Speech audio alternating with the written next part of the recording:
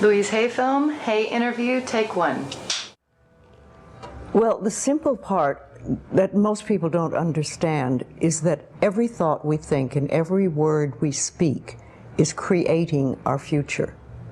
It's as though our thoughts go out into the universe and are accepted and brought back to us as experience. Now that is a very simple thing, but most people don't get it. They don't understand it. They've never heard it before and they think it's ridiculous. But if you can really accept the fact that every time you think a thought and every time you speak a word, you are literally painting your future, making your dinner, whatever you want to call it, you are creating. And you're creating your own life.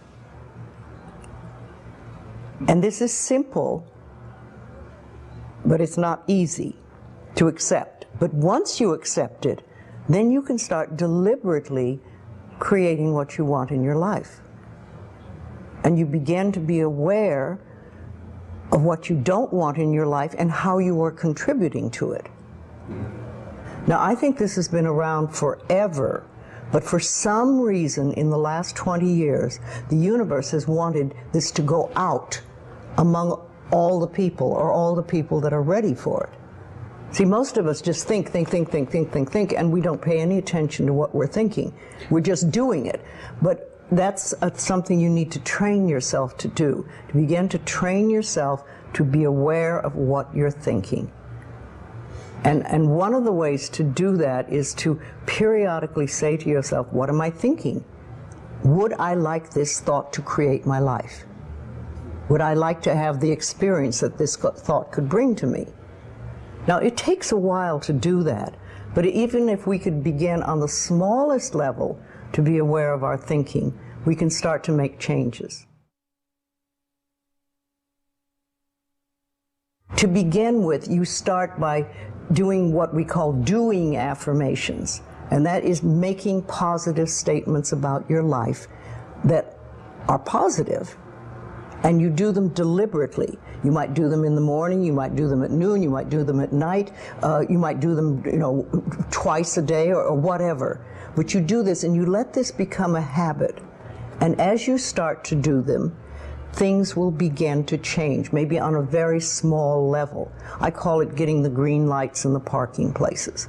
I mean, they're not huge things in your life, but it can be very nice when you get 3 green lights in a row and you're in a hurry. Doing an affirmation is either writing it down, writing it on the wall or the mirror, or using just saying it. What I like people to do is to stand in front of a mirror and do their affirmations. Because there's something very powerful about looking in your own eyes and accepting yourself, or noticing that you reject yourself when you're saying something positive about yourself. So that would be a very beginning way to start. Say in the morning, you get up in the morning, you go to the mirror, and this is a big one, and it's hard for lots of people. But you look in the mirror and say, I love you. I really, really love you. And to begin with, that can be so hard for people because they think of all the things that they think are wrong with them. But if you can start your day saying that, it's very powerful. Remember, I'd like to think the universe is listening to everything you say and everything you think and saying, okay, you can get that. So then it starts to bring you in and bring things into you. And I know this sounds far-fetched, but it's amazing how it works. If you do a good general positive statement for yourself, the universe will figure out how to manifest that, how to bring that about in your life. So things could happen that you wouldn't expect at all, but they will happen. If you think of doing your positive affirmations is like planting a seed in the ground. It's not necessarily true at the moment, but it is something you want to have be true. So you put the seed in, and you plant a seed and you expect it to grow. Or you maybe plant 3 seeds just in case. You expect them to grow. And you don't wait 2 days and then dig in the earth and say, what's happening, what's happening? You expect that thing to grow because you know there's a law and a process. And the seed will grow if it is in the right soil and it has the right amount of moisture. Making it really a habit and doing it every day. Doing something every morning when you wake up, that's a really good time. And another good time is when you go to sleep at night. And gratitude works a lot. Just being grateful for everything. I always say the universe loves gratitude. The more you're grateful for what the good is in your life, the more good you get to be grateful about. Mm-hmm. And it's like, you know, if somebody gives you a present or gives me a present and I say, oh my God, I hate that color and it doesn't fit, and you know, that person will never give me another present. Mm-hmm. But if you say, oh, it's wonderful and thank you, I really adore it, it's great, that person is probably going to want to buy you a present every time they see something they think you would like. And it's like that with the universe. The universe loves gratitude.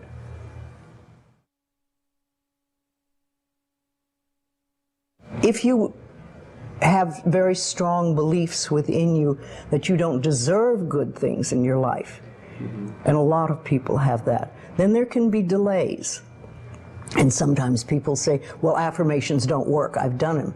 But when they're doing, for instance, prosperity affirmations, and they've done some prosperity affirmations, and they say it doesn't work, nothing's happening. And I say, well, all right, how many prosperity affirmations did you do in a day?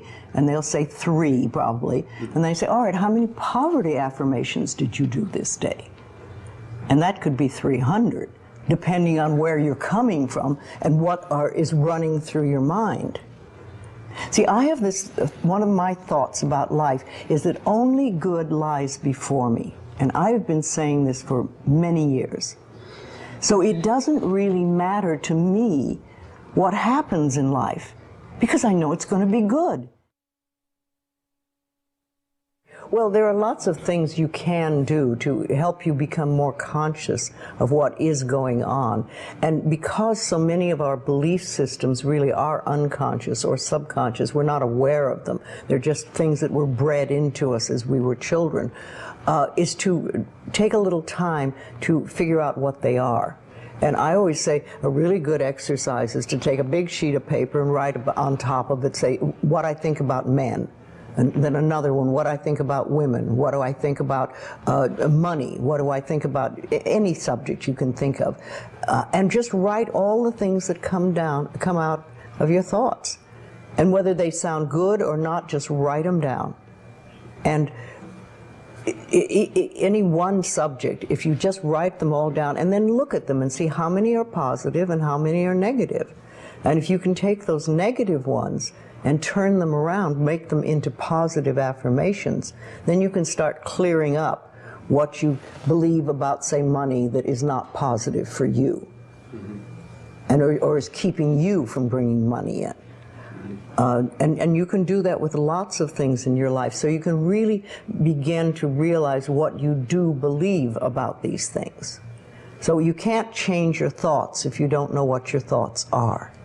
There is a law of thinking, and we are beginning to learn about it. And it is like a computer. If you have this gorgeous computer put in front of you, and you don't know what to do with it, it's a piece of junk. But if you learn the language of the computer, miracles happen. And that is what the law of thinking is.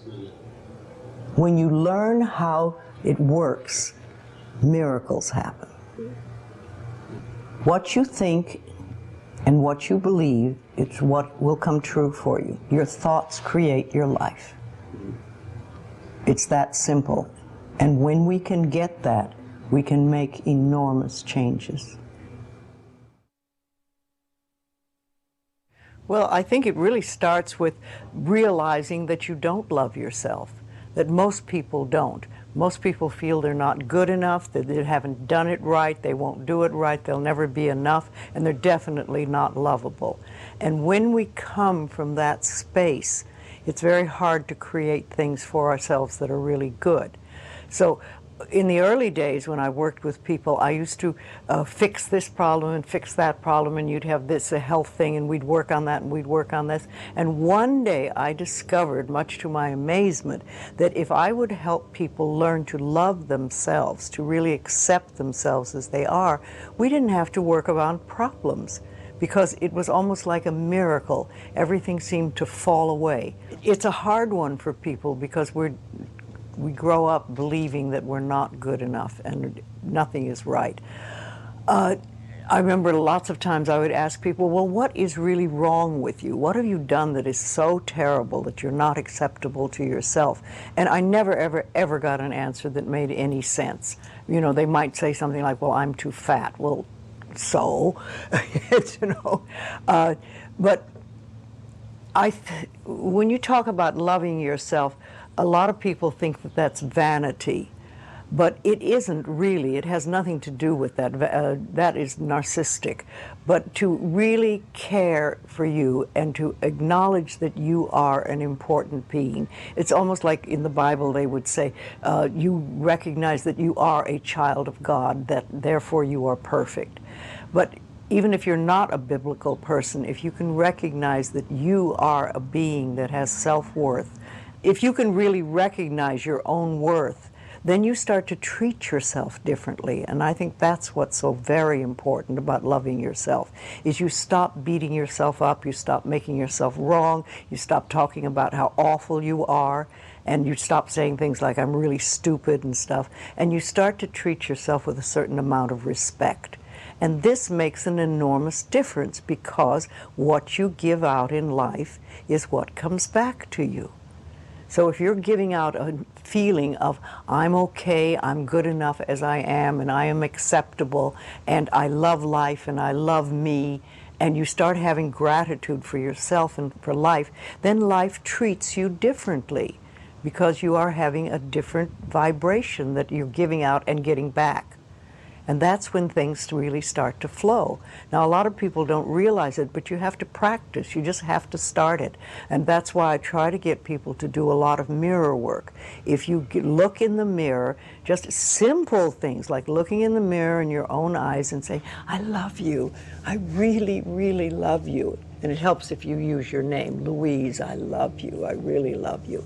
It gets to that little child inside that has been rejected for so long, and it breaks open sort of a dam or a door or whatever you want to call it, and it's like little miracles start to happen.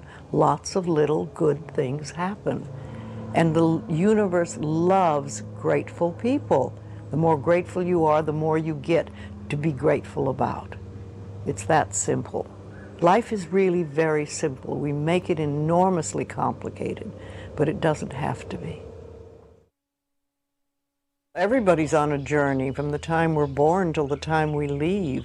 But when we go on a spiritual journey, it seems to be more conscious, and we begin to make conscious choices about life instead of just going on and getting up in the morning and doing our stuff and then going to bed. We begin to make conscious choices of our thoughts and our actions and even the foods we eat and things like that. And it's putting your foot on the pathway one step at a time.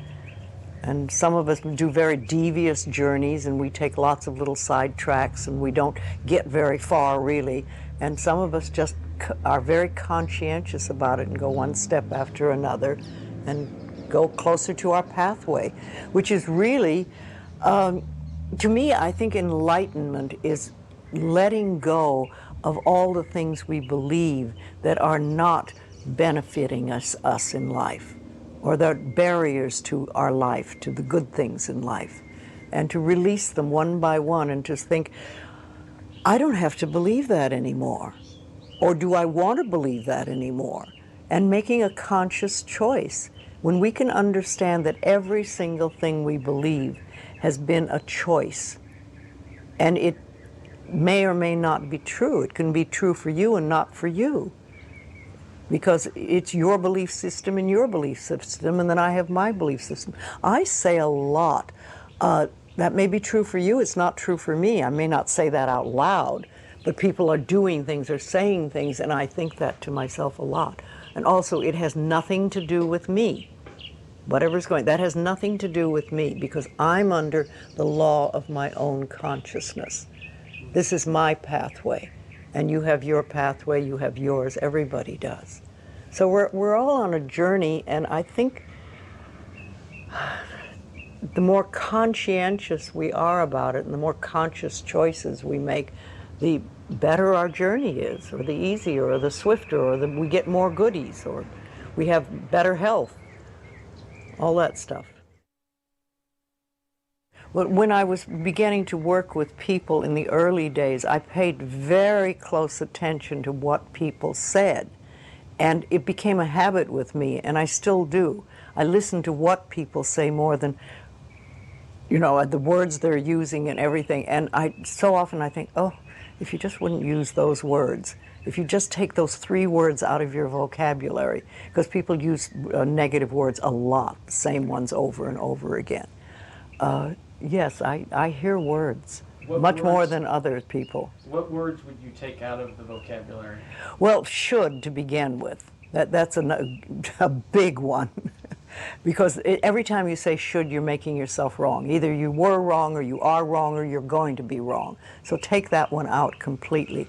And just a lot of negative expressions that people use. I'm not good enough, or this will never work, or oh, it's a rotten day, or, you know, there's just tons of expressions, and we use them over and over again, and they don't do us any good at all. Everybody's journey is individual, because we start from different places, so we can't all be having the same journey. But I think we all get certain ahas. And that's when we've sort of learned something. We say, oh, okay. And then if we can keep that, what we've learned, and practice it, then we've made another step and we can move forward. Yes, it's a lifetime journey, and we never stop learning. I'm 80 and I'm still learning. Though the lessons are easier now than they used to be. I like to think of it when we start, we have all these boulders in front of us on our pathway, and we start to get the boulders out of the way, and you finally get to the point where it's gravel. And gravel you can handle, you know, and you can sweep gravel, and you can do things. So, and then occasionally there's an old boulder. Rolls back into your path. You think, oh, I thought I had that one, but not completely. And you know, also I think that when we learn lessons, we think, oh, I've learned that one, it'll never happen again, I've done that, that's it. Well, how do you know you've done it unless it comes by once more, and see how you react? Have you really learned it? Is it really nothing for you? Have you gone beyond that? Or are you going to go right back into the same old reaction? See, we're never wrong. That's what we need to learn that. We're always doing the best we can with the understanding and awareness and knowledge we have at that moment. I have a very firm belief that only good lies before me. And with that belief, it doesn't matter what comes, because it'll be only good. And I want it to be new and different and exciting and stuff. No, I'm in my 80s now, and new things are happening. So let it roll. Okay, go ahead. Louise Hay film, Dyer interview, take 1. It seems to me that I have always known this, and that I came into this world knowing that you become what you think about, whether you want it or not. I was really very blessed. I lived in an orphanage until I was 10, in a series of foster homes, with my older brother, but he was sick quite a bit. He was very anemic, and I used to have to help him as a young boy. He was 16 months older than I was, and this was when I was 4, 5, 6, and 7, and so on. And I can remember I lived out in Mount Clemens, Michigan, at 231 Town Hall Road with a lady Her name was Mrs. Scarf. And she had a lot of children would come and go from there. And I was in a foster home because the circumstances at that time were such that my father had walked out on his family. And I was born in a depression. And there was no welfare and things like that in those days. So it was like people just helped each other out. And my mother was working as a candy girl in Detroit, on the east side of Detroit, earning $17 a week. And she just didn't have the money and wasn't able to provide for her children. So we lived out at this one particular place, and I can remember whenever a new child would come to the house, they would always say, "Go find Wayne." And I would be out in the back. They had orchards there, and this was no hardship. This was no difficult thing for me. This was a great blessing, I think, in my life. Those earliest days. And I can remember a girl named Martha came, and they were dropping her off for basically the same reasons that we were dropped off there. And they said, "Go find Wayne." And I came and I started talking to Martha, and she was crying and she was all upset and she was sad. And I was trying to convince her that she didn't have to be sad, that this was, and I remember saying to her, "This is a great place. There's no parents here. You can do pretty much anything that you want. I mean, you've got a lot of freedom, and we're going to have a great time." And I can remember being in school at the public school. It was a numbered school. They didn't even name them in that day. It was PS number 127, and I remember the teachers. One time, we were out on the playground, and all the kids were all upset. And I said, "What's wrong?" And they said, "Well, the teacher said this is the worst class that she ever had." And she was so all upset, and she was angry, and she was hurt. And I said, "Well, why would you allow her opinions to have anything to, if this is her hardest day, then her life is just easy." And I can remember talking to other people about, all you have to do is change the way you think.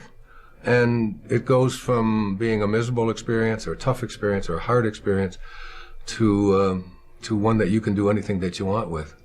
And when my mother got our family all back together again when I was nine, almost 10 years old. And I can remember her telling me what it was like when I was just a baby, when I was just like an infant, that I was the one child that could make everybody else laugh. At times when everybody else would. She said we were waiting for a bus one time when we were just real babies before I went into the orphanage, and she said a car came by, and it was in Detroit, and there was all this slush, and and we all went flying down. Everybody had dirt on them and dirty snow, and we were laying in the ground, and everybody was crying. And she said, "You were and upset and mad because our clothes were wet and so on." And she said, "You just stood up and said, this is great. Isn't this wonderful? Look, we don't have to do this, and we don't, just turning it into something positive." It's like, so the ability to be able to do that was something. I can't remember a time in my life when I didn't know that if I really went to work on how I thought, that things just didn't have to be bad. I was the richest kid in the orphanage. I've talked about that many times in my lectures. That a snowstorm was a time we had two snow shovels at the home, and one of them had the edges all curled up from hitting the curbs, and you couldn't make any money with that one. So the other one, when it would snow, I would go downstairs and I would take the good snow shovel and I would put it under my bed, and I'd sleep with it right with me in the bed so that nobody else would get it. And I would get up before everybody else got up, and I would go out and I would just shovel everybody else's snow, shovel their walk. And then later on, and I'd just go knock on the door and just tell them that I shoveled their walk. And some would say thank you, and some would give me a dime, which doesn't sound like much, but that's about $3,000 in today's money. And when I found out that soda pop bottles, for example, were worth 2 cents each, that if you took them back, you could get 2 cents back, that was just like one of the great awarenesses and awakenings of my life, because I would follow people around who were drinking a Coca-Cola and say, "You almost done with that?" They said, "Well, no, I'm not going." Well, just whenever you're ready. I just followed them and said, "We'll walk until." And we had a coal bin where we lived because it was coal furnaces, and we filled that coal bin with soda pop bottles, and I would take it back. It was just always easy to change, and all the other kids would be not having any money and complaining about not being able to have abundance or be able to have some level of being able to buy themselves like just a little donut or a Pepsi Cola or something. They couldn't figure it out. And it always seemed so easy to me that all you had to do was just look around and see the opportunities in anything. And it had nothing to do with whether there are opportunities there. There always are opportunities. You know, I'm 67 years old. I have never, ever been unemployed or even can't even deal with the concept of unemployment. It isn't that I've had no job. I've always had more jobs than and it isn't because I've been through all good economic times. There've been some pretty sour economic times over the last 50 years or so.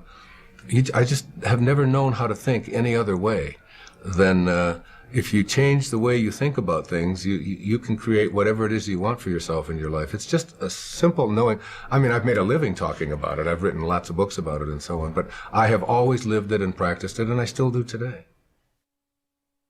It was Thomas Troward. I don't know. He did some lectures on mental science way back in the 1907, 1908. He was from Scotland. And one of the things that he said is that the law of flotation was not discovered by the contemplation of the sinking of things. So that, you know, like before the 15th and 16th centuries, all of the ships were made out of wood. Not because iron wasn't available and steel wasn't available, but because there was a belief that wood floated. So therefore you had to make ships out of things that floated. That's literally how and then someone came along and said that it has absolutely nothing to do with what things are made out of. It has to do with the amount of water that is being dispersed. That's what determines whether something will float or not.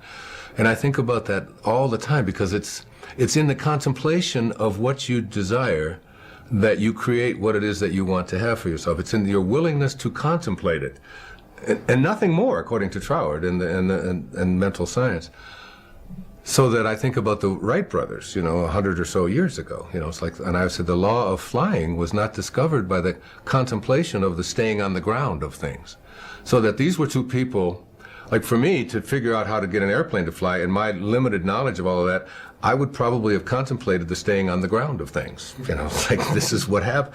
But there's somebody came along and contemplated the idea that if you get enough speed going and you have the right design and you get pressure underneath something like this and you get that this thing is going to lift off the other. Somebody had to contemplate that idea. And everybody who contemplated that it wasn't possible, that it couldn't work, was a part of why flying didn't take place, because there was no new law discovered in the early part of the 20th century, any more than electricity was discovered by, you know, Thomas Edison or anyone like that. I mean, the ability to have electricity has always been there. Somebody has to contemplate.